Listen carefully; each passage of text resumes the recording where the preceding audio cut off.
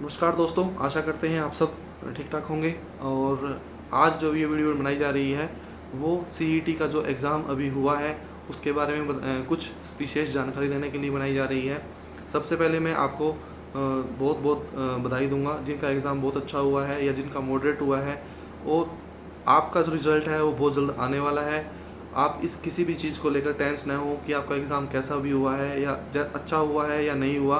केवल अपनी तैयारी पर ध्यान रखें, क्योंकि ये रिज़ल्ट आने के तुरंत बाद सीईटी ग्रुप डी के लिए एग्ज़ाम बहुत जल्द आने वाला है। सेम पैटर्न वही रहेगा जो पिछला पैटर्न था, और जो सर्टिफिकेट का पैटर्न है वो ग्रुप सी के लिए जो पैटर्न आया था वही पैटर्न रहेगा। मीन्स आपको लेटेस्ट ही सर्टिफिकेट की आवश्यकता होगी।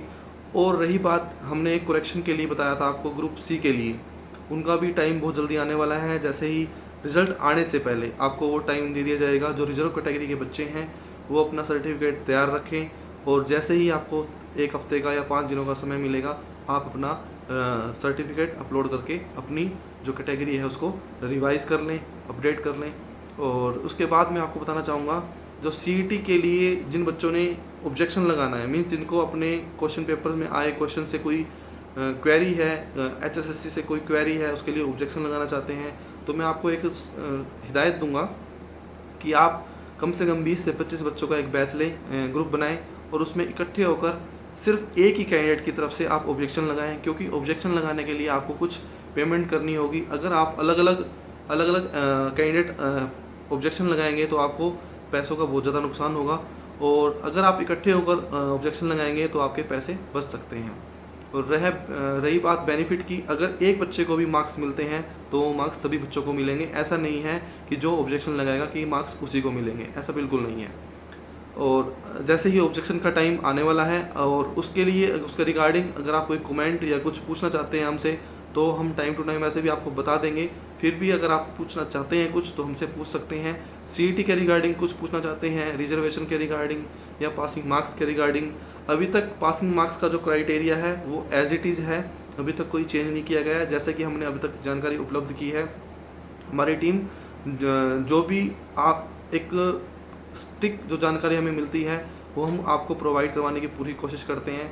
और हम आपको एक बात और बताना चाहते हैं, हम आपको बताना चाहते हैं जैसा सीईटी सी में जैसा कि आपको टाइम बहुत कम मिला है एग्ज़ाम की तैयारी के लिए, जो बच्चे पहले मतलब बहुत पुराने टाइम से तैयारी कर रहे हैं उनके लिए तो बहुत अच्छी बात है।